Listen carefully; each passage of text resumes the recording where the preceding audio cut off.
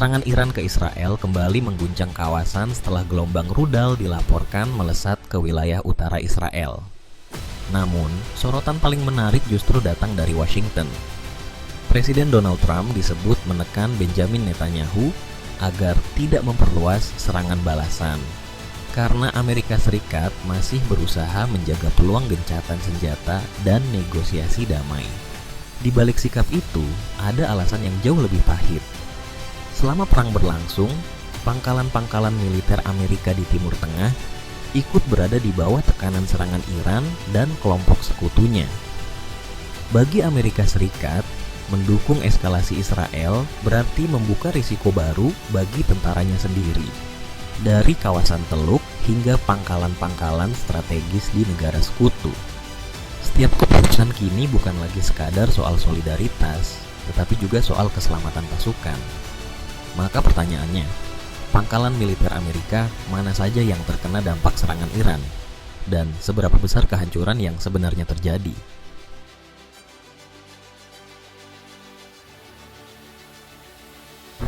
Sorotan pertama tertuju ke Bahrain, tempat berdirinya markas armada kelima. Angkatan Laut AS, salah satu aset militer paling vital Washington di Timur Tengah.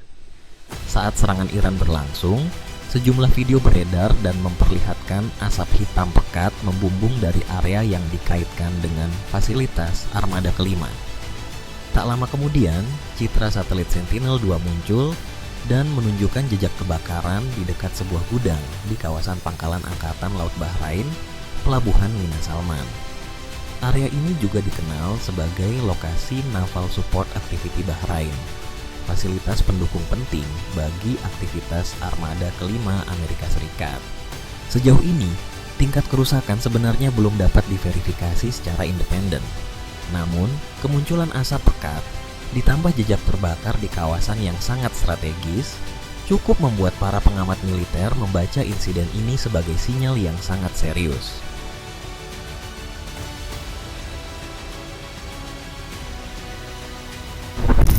Kuwait kemudian ikut menjadi pusat perhatian setelah muncul laporan serangan terhadap pangkalan udara Ali Al-Salem.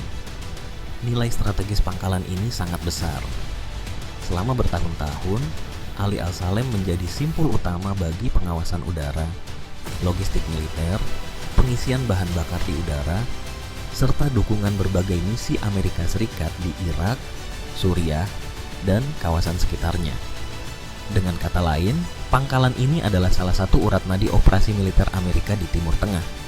Karena itu, setiap ancaman terhadap Ali Al-Salem otomatis dibaca sebagai ancaman terhadap kelancaran jaringan operasi AS di kawasan. Menurut sejumlah klaim yang beredar, Iran tidak hanya menggunakan rudal balistik, tetapi juga mengirim drone bunuh diri Shahed 136 ke arah pangkalan tersebut. Setelah serangan terjadi, citra satelit yang ditelaah beberapa pengamat memperlihatkan kerusakan pada salah satu hanggar di kompleks pangkalan. Sebagian pihak bahkan menyebut bangunan itu hancur akibat serangan malam sebelumnya. Jika benar, kerusakan seperti ini dapat mengganggu ritme operasional pangkalan. Meski dampaknya kemungkinan masih bersifat sementara dalam fase awal eskalasi regional yang genting.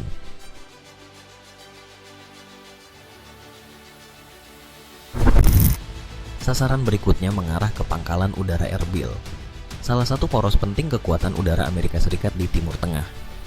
Sepanjang konflik Maret hingga April 2026, fasilitas ini dilaporkan beberapa kali menjadi target serangan yang dikaitkan dengan Iran dan jaringan milisi pro-Iran di Irak. Memasuki Juni, Irak kembali berubah menjadi titik panas. Iran disebut meluncurkan drone ke wilayah Kurdistan Irak, termasuk area sekitar Soran dan Harir, tidak jauh dari Erbil. Meski sebagian besar drone dilaporkan berhasil dicegat, rangkaian serangan ini tetap membuka satu persoalan besar. Pertahanan udara Amerika sedang diuji oleh ancaman yang semakin sulit diprediksi. Ancaman itu kini bukan lagi sekadar rudal balistik besar yang mudah dipantau dari jarak jauh. Drone kecil memiliki jejak radar yang lebih rendah dan mampu terbang di ketinggian yang tidak selalu mudah diawasi. Ketika beberapa drone datang hampir bersamaan dari arah berbeda, sistem pertahanan harus menentukan prioritas hanya dalam hitungan detik. Karena itu, keberhasilan mencegat sebagian besar target tidak otomatis menghapus risiko yang ada. Serangan seperti ini tetap memaksa pasukan AS hidup dalam status siaga tinggi secara terus-menerus. Bagi Iran, hasilnya tidak selalu diukur dari seberapa besar kerusakan fisik yang terjadi, tetapi dari kemampuannya menguras perhatian, tenaga, dan sumber daya pertahanan Amerika tanpa henti.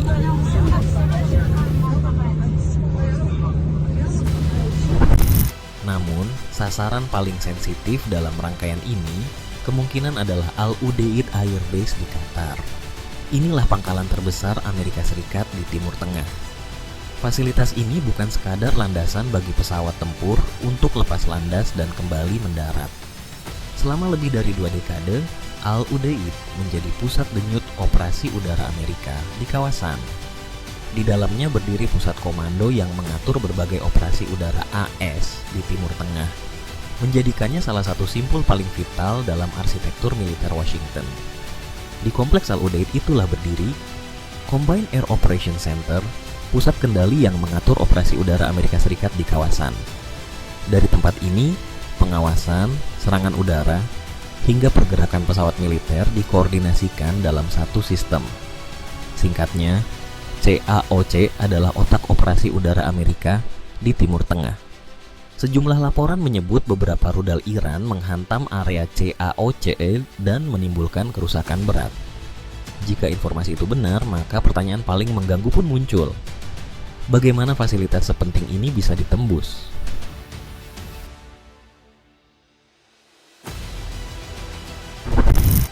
Tekanan berikutnya disebut merambat ke Uni Emirat Arab, salah satu mitra keamanan terdekat Amerika Serikat di kawasan Teluk. Fokusnya mengarah ke Al-Dhafra, pangkalan udara yang digunakan Angkatan Udara UEA untuk mengoperasikan berbagai aset penting, termasuk drone dan jet tempur Mirage 2000. Setelah serangan terjadi, citra satelit yang beredar memperlihatkan kerusakan mencolok di area pangkalan. Beberapa analis mengklaim sejumlah hanggar drone hancur, sementara zona penempatan Mirage 2000 juga tampak ikut terdampak. Jika analisis itu akurat, kerugiannya tidak hanya berhenti pada bangunan. Kemampuan operasional Angkatan Udara UEA juga bisa ikut terganggu, terutama jika fasilitas pendukung, jalur perawatan, dan kesiapan armada terdampak dalam waktu yang bersamaan. Yang membuatnya semakin serius, serangan ini mengirim pesan bahwa tekanan Iran tidak hanya diarahkan ke fasilitas Amerika secara langsung. Negara mitra Washington yang menyediakan pangkalan, jalur logistik, atau menjadi bagian dari arsitektur keamanan regional juga ikut masuk dalam zona ancaman, sehingga ruang aman bagi sekutu AS di Teluk terlihat semakin menyempit di kawasan itu sendiri.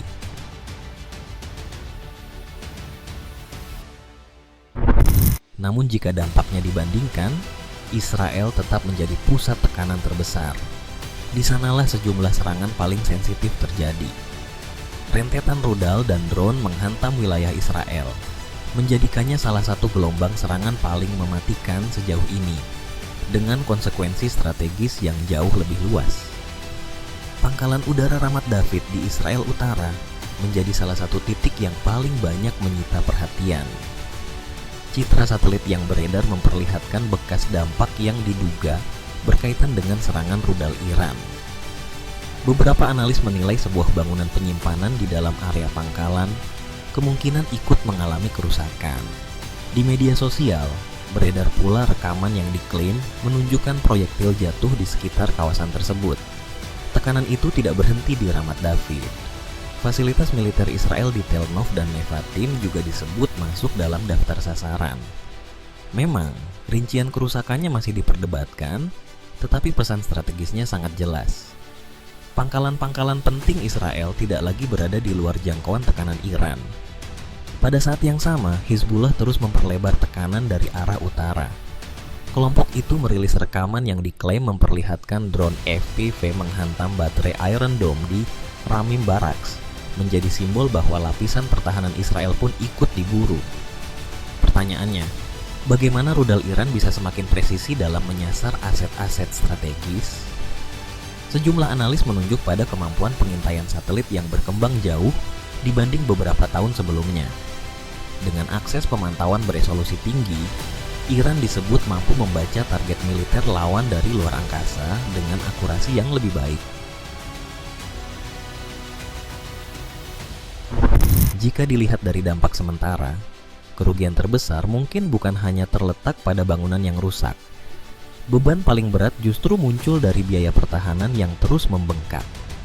Israel dan Amerika Serikat harus menguras banyak rudal pencegat untuk menghadapi gelombang rudal dan drone yang datang bertubi-tubi dari berbagai arah berbeda.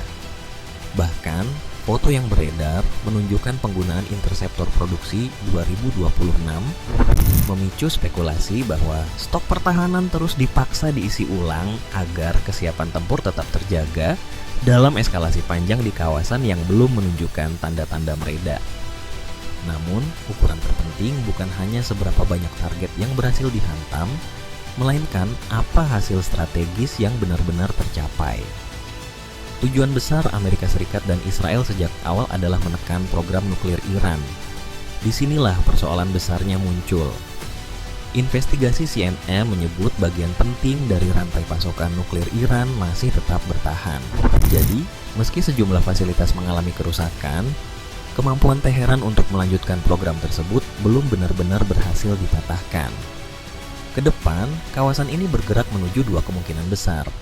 Pertama, eskalasi baru jika salah satu pihak kembali menyerang target strategis dan memicu respon berantai dari Iran bersama sekutunya.